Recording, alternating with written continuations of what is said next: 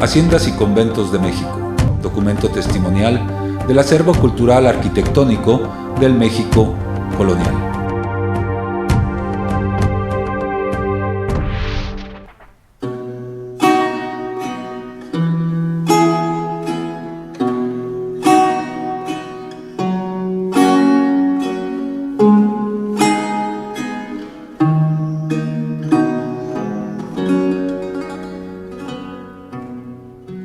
En las zonas de las pequeñas villas del Bajío, la acumulación de tierras se notó mucho más tarde que en Puebla, pero se observan algunos síntomas a partir de fines del siglo XVI, en especial cerca de Celaya, donde se habían iniciado ya las operaciones de algunos mineros de San Luis y de Guanajuato, donde el hijo del poderoso Pérez de Bocanegra, Luis Ponce de León, poseía mucho mayor cantidad de agua de riego que los demás vecinos.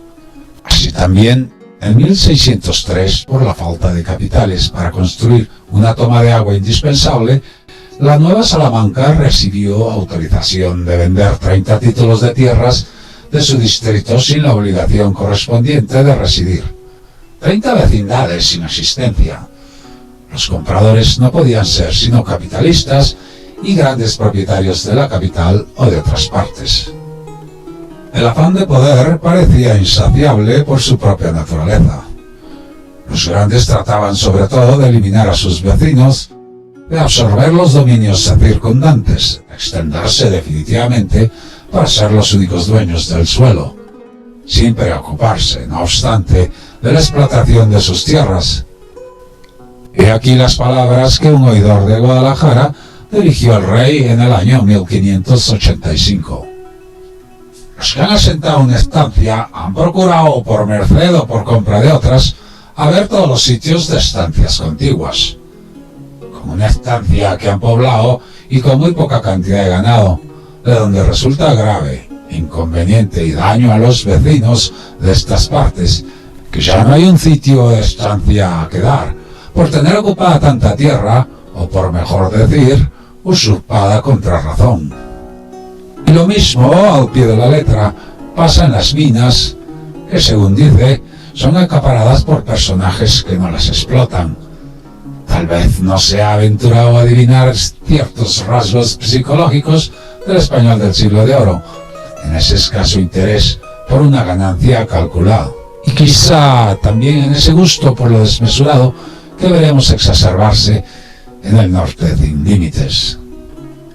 Por lo demás, el fenómeno no era exclusivo de México, puesto que antes de 1564, los vecinos principales y ricos de la ciudad de Santo Domingo, en la isla española, habían conseguido que el cabildo les concediera grandes cantidades de tierra para sembrar trigo y para plantar viñas y hacer ingenios de azúcar y estancias, las cuales ni las siembran ni plantan, ni hacen los ingenios ni estancias, para que se las concedieron y señalaron.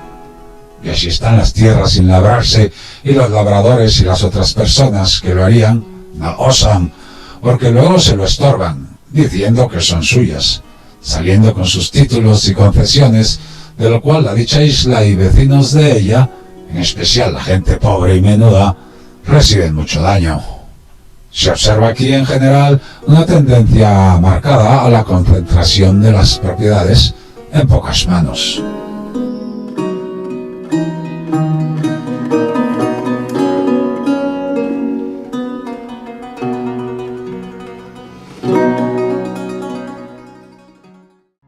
Desde el céntrico estado de San Luis Potosí, Haciendas y Conventos de México, tiene el placer de presentarles al maestro en historia, el maestro David Vázquez, quien es investigador del Colegio de San Luis.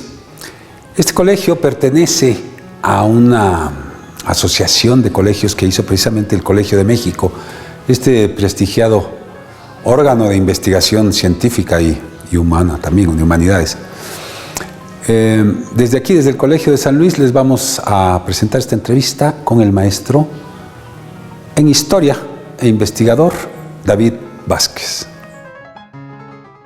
Aquí desde San Luis Potosí nos encontramos en el Colegio de San Luis Potosí y estamos con el investigador, antropólogo y maestro en historia, David Vázquez, quien amablemente nos ha otorgado esta entrevista para enterarnos un poco de cómo fue la vida durante la conquista, durante la colonia, aquí en este hermoso y céntrico estado de San Luis Potosí.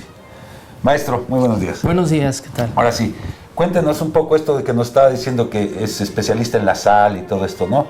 ¿Cómo empiezan las haciendas en esa parte de San Luis? Claro que sí, mira, toda esta historia comienza durante la expansión del Española hacia el norte de México.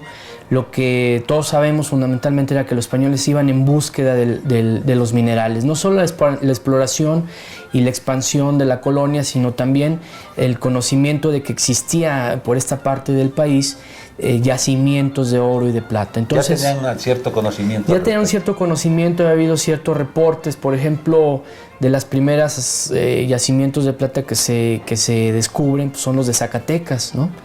Estamos hablando de la primera mitad del siglo XVI, se están descubriendo esas minas y durante esa expansión ya estaba fundada, por ejemplo, la Nueva Galicia, que ahora es la capital de Jalisco, en la ciudad de Guadalajara. Estaban ya asentados aquí en San Luis algunos pobladores, aunque no estaba, digamos, el título de ciudad de San Luis, pero ya hay asentados algunos pobladores aquí en el valle. ¿Y con qué motivo se habían asentado esta gente? ¿Cómo? En un principio con el afán expansionista. ¿De territorio? De territorio, así es. De ir apaciguando a todas estas culturas que estaban de alguna manera pues no pacificadas, ¿no? Como llamaban los españoles. Generalmente los chichimecas, pues seres aguerridos, claro, defensores de su propio espacio. Y así está la expansión, ¿no? Aquí hay algo muy interesante que, digamos, en la historia coincide para que se junte el aspecto de la explotación de la plata, el descubrimiento de la sal, y no es aventurado decirlo, el auge de la economía novohispana. ¿A qué es a lo que voy? La geografía jugó un papel sumamente importante en esta expansión. Está por un lado el descubrimiento de los yacimientos de plata. Por otro lado está que en Pachuca se desarrolla un método conocido, ahora conocido como el método de patio o el método de amalgamación. Ese es un método que inventa un sevillano. Para la extracción de la plata. Así ¿no? es, Bartolomé de Medina. Él lo inventa ese sevillano en 1555 más o menos. Entonces estamos hablando de 1555, recién la expansión española. Y este hombre descubre ese sistema. Y ese sistema consiste en lo siguiente. Está el mineral extraído de plata, o sea, lo que se obtiene de la mina, en bruto, ¿no? Sí. Después, varios ingredientes se le van añadiendo. Uno es el azogue, que es el mercurio como lo conocemos, líquido. Y otro es la sal. Y otro es elementos de fierro. Esto es pulverizado primero el mineral, me imagino, ¿no? ¿Se tritura o algo así? Sí, se tritura, se le llama de patio porque precisamente en unos patios extensos estanques, ¿no? se tritura con esas grandes ruedas. Muelas, ¿no? Exactamente, se va moliendo todo el mineral. Algunas veces lo hacían los propios indígenas pisándolo con piedras o con aplanadores. Animales lo van pisando. Y a eso se le añade ese ingrediente, el azogue, la sal y el fierro, y se mezcla todo. Igualmente se mezcla con los mismos indígenas. Pero con líquidos, ¿no? ¿Con agua o no? En un principio sí es con agua. Hay ciertas fórmulas que indican que debe llevar agua, el azogue, la sal, el fierro, y en unas grandes tinas. Era un método pues muy peligroso porque se está en contacto directo con el mercurio. Sí, muy tóxico. Es muy tóxico. Y a eso se forman unas grandes tortas, se le llaman entortados. Esas tortas se dejaban reposar por un periodo que dependía de la zona. Como de barro o algo así, ¿no? Sí, era muy chicloso, ¿no? Ese entortado se dejaba reposar por un periodo dependiendo de la situación geográfica de la hacienda de beneficio. Entonces, si mientras más alto se tiene, la presión barométrica es distinta, entonces eso dependía. Pero generalmente estamos hablando, sí, de un periodo generalmente de entre 15 y 25 días, a veces hasta 30 días se dejaba reposar. De tal suerte que ocurre una reacción química con el cloruro de sodio, el cloruro de plata, el mercurio, que separa... Se disocian Así es, separa la plata del resto de los minerales. Entonces eso se pone después en unas piletas y ya por flotación se obtiene la plata. Entonces se obtiene otra masa más pequeña donde está la plata.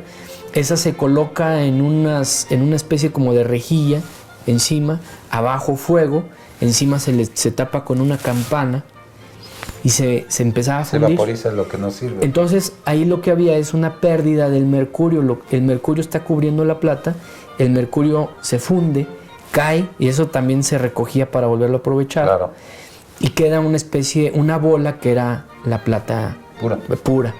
A esa plata ya después se llevaba a las casas de ensayo, que era donde se verificaba la ley, si había necesidad de hacer una fundición más, y de ahí se elaboraban los lingotes. Haciendas y conventos de México.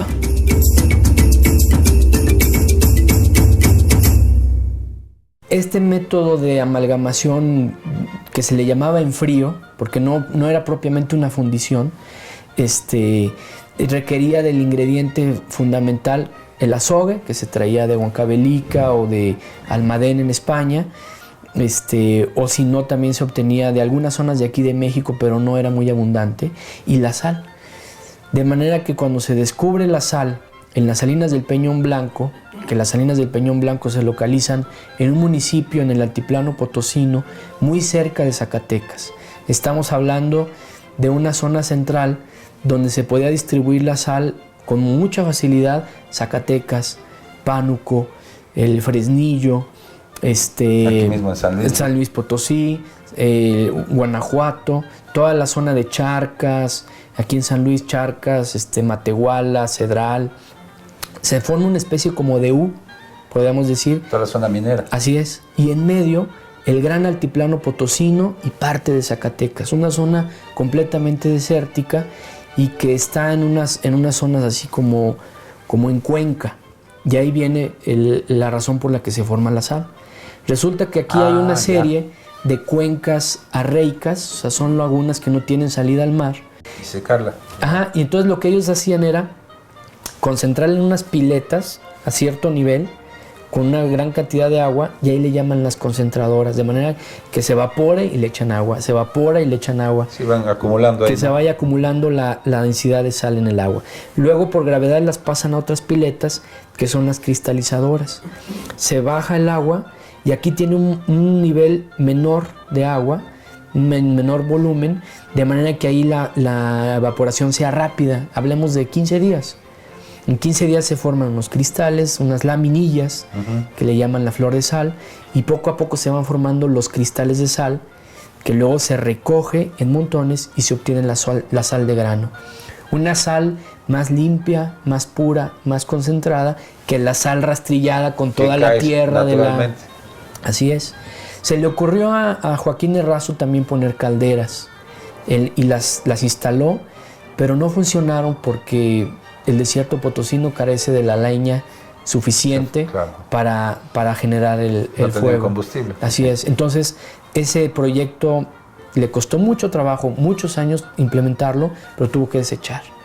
Y fue este sistema de piletas, o también le llamaban fábricas, fue tan efectivo que si viéramos las estadísticas de producción, están así y así, así enormemente, de manera que eso le permitió a Joaquín Errazo hacer una negociación del precio de la sal con una oferta mayor, tener una competitividad y, digamos, un monopolio. Claro, empezó a acaparar, ¿no? Así es, y a distribuir sal a una gran cantidad de lugares del país, ya no solo en esta región, sino ahora ya estaba llegando, por ejemplo, a Pachuca, en Real del Monte, donde se inventó el beneficio de patio. Ahora, ¿qué tanto en todo este proceso de explotación, digamos, de las haciendas salinas de San Luis Potosí, qué tanta injerencia tienen los frailes, o sea, el proceso de evangelizador? Porque ellos de alguna manera le llamaban, civilizaban a las culturas de aquí, ¿no? Fíjate que la parte de la sal no vemos... ¿No hay capillas allá? Sí, hay capillas, efectivamente hay capillas, y en cada asiento real debe de haber un fraile, o lo había, ¿no? Entonces sí, efectivamente, por ejemplo, en Salinas del Peñón había un un capellán, estaba su pequeña capilla, y esa capilla era ayuda de parroquia. En un tiempo fue ayuda de parroquia de Ojo Caliente, que ahora es parte de Aguascalientes, del norte de Aguascalientes. Otra parte fue ayuda de parroquia también de Pinos. Entonces, estamos viendo que sí, efectivamente estaba ahí la iglesia, pero con un solo fraile que se dedicaba efectivamente a labores de evangelización, pero curiosamente... No hicieron conventos ni nada de eso. No, en este sentido no. Únicamente estaba ahí su presencia, y únicamente en Peñón Blanco. En el resto de las lagunas haría visitas. Iría él y vendría, ¿no? Exactamente. Quizá por aquello de que la población era flotante, ¿no? Sí, definitivamente eso tiene que ver, ¿no? Haciendas y conventos de México. Haciendas y conventos de México. Haciendas y conventos de México. Haciendas y conventos de México.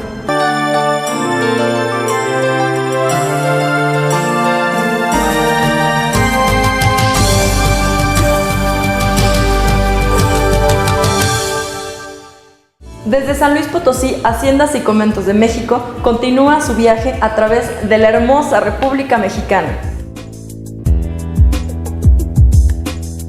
¿Algo más que nos quisiera añadir acerca de esto, acerca de la vida durante la conquista en esta área? O sea, de cómo era la cotidianidad en aquel entonces, en estas regiones. Pues mira, podemos pensar que era muy complicada. Se están imponiendo nuevos esquemas de vida. El sedentarismo, pues que era impensable, ¿no?, para los grupos chichimecas, empieza digamos, a tener más fuerza. Ellos adoptan el sistema. Claro que hay un intercambio en cuanto, por ejemplo, a la introducción de la ganadería, la introducción de nuevos productos, de nuevos cultivos, de nuevas costumbres culinarias, procesos como la obtención de la sal, que si bien los indígenas la conocían, pero no como el español lo buscaba. No masivamente. El tema de la minería, el tema de la ganadería, en fin, empieza a haber una mezcla interesante, de manera que ya después de la colonia y mediados del siglo XIX vemos claro, guardando las proporciones, pues, había grandes diferencias sociales, pero sí vemos un establecimiento de un modo de vida que perduró, ¿no? Ya amalgamado, ¿no? Exactamente, una amalgamación ahí muy interesante, ¿no? Y que ya con el siglo XX se transforma totalmente, ¿no? Por ejemplo, el método de obtención de plata por medio del cianuro destierra la sal completamente de la minería. Y entonces la sal busca una nueva vocación, y se introducen nuevos métodos. Ahí una compañía inglesa es la que compra la empresa, se la compra la familia Razo en 1906, y ellos ya meten calderas, pero con otro tipo de combustible, ¿no? Con diésel, le meten la energía eléctrica, viene el reparto agrario, y esto es algo que trastoca muchísimo a la población, ¿no? La revolución trastocó definitivamente el modo de vida, ¿no? Porque si bien hubo un reparto, por decirlo, equitativo de las tierras, el altiplano potosino requiere de grandes extensiones para poder producir una tonelada de maíz. Sí, claro. Entonces, y al no haber eso, pues se viene abajo la producción. Exactamente. Y ahí viene ya después la migración, el establecimiento del ferrocarril, y todos los grandes problemas que ahora se padecen, ¿no? ¿Qué tanto hay de esta herencia, digámoslo así, de la conquista de la colonia? ¿Qué tanto subsiste este modo de producción, este modo de vida? O como mencionabas ahorita, ¿ya esto está erradicado? ¿Ya no están las haciendas salinas? Hay algo muy interesante. La empresa se dedica ya con métodos industriales mucho más refinados a producir una sal que seguramente recordarás, la sal Cisne. Ah, claro. Ahí, ¿Es de aquí? Es de aquí, bueno, hay muchos lugares, pero principalmente Peñón Blanco. Esa sal se dejó de producir a finales de la década del siglo XX, 1980. Empezó a ganar importancia Guaymas. Entonces toda la producción se traslada ya al mar, y aquí se cierra la empresa y se cierra todo. Y entonces se regresa a los métodos antiguos de obtención de sal, porque se empiezan a vender algunas de las fábricas, la compran algunos ejidatarios, empiezan a recoger nada más, y empiezan a recoger la sal, y ahora la destinan al ganado. O sea, el ganado es el principal consumidor de la sal como un complemento alimenticio. Pero lo interesante es que si tú ahorita hicieras una visita a las antiguas lagunas salineras, verías unas que ya están abandonadas. Verías otras que es donde ves las ruinas, pero con nuevas actividades, por ejemplo, el cultivo del chile, del tomate. En las mismas zonas, centros, ¿no? O haciendas, por así llamarlo. Así es, la porcicultura. Pero verías otras donde se sigue obteniendo sal con métodos artesanales y curiosamente las fábricas conservan los mismos nombres que conservaban durante la colonia, ¿no? Entonces hay ahí una especie de continuidad con un paréntesis del siglo XX y otra vez un retorno a las antiguas prácticas de obtención de sal. O sea que se mantiene, podríamos decirlo de alguna manera, lo que se sembró durante la colonia. En algunas zonas sí. En algunas zonas sí, y aquí lo interesante es que, volviendo un poco a esa amalgamación, podemos hablar ahora de un patrimonio, por ejemplo, el patrimonio documental de todos los papeles que fue acumulando esta empresa, es la historia, no solo de la sal, sino es la historia de la vida de la gente que trabajó allí. Claro. Tú puedes encontrar la historia del clima, porque ellos tenían que llevar un registro sobre la cantidad de lluvias, nevadas, tiempos de secas, vientos. Llevas una historia sobre el hambre, porque hay carencias de maíz, de frijol, etcétera, y que están pidiendo. La demanda de alimentos. Así es. Ves una historia de la ganadería, en fin, está todo ahí concentrado. Y por otro lado ves un patrimonio arquitectónico, ves un patrimonio paisajístico y todo lo puedes englobar, ¿no?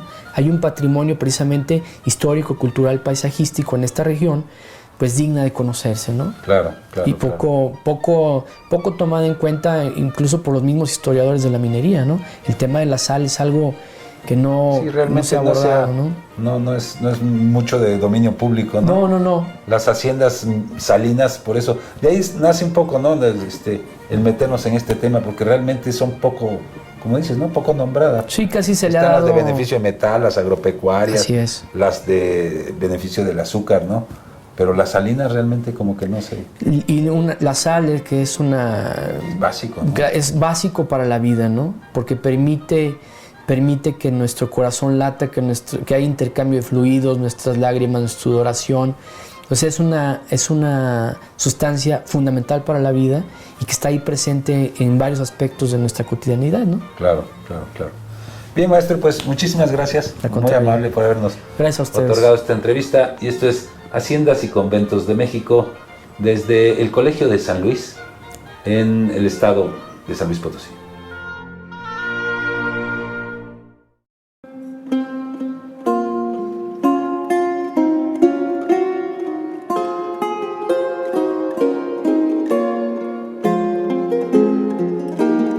El abasto de víveres para la población española se convirtió en un problema de nueva cuenta al decaer la población autóctona, especialmente durante las dos grandes epidemias del último tercio del siglo XVI. Esta circunstancia despertó un nuevo interés más o menos forzado en las labores del campo, al mismo tiempo que grandes extensiones de terreno quedaron libres para su reparto por falta de población. En 1589, bajo el gobierno del virrey Manrique, se establecen las dimensiones definitivas de los diferentes terrenos que se concedían mediante mercedes reales, que fueron mucho mayores que las originales y que siguieron en uso hasta el siglo XIX. Estas dimensiones son significativas porque le darán origen a la mayoría de los latifundios anteriores al porfiriato en todo el país.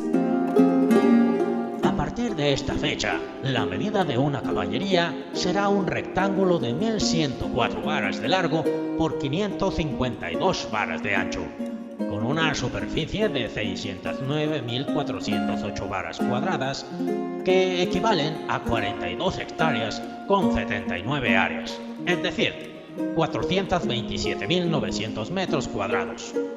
La antigua dimensión de una caballería seguiría en uso, pero en adelante sería usada como medida de una labor agrícola.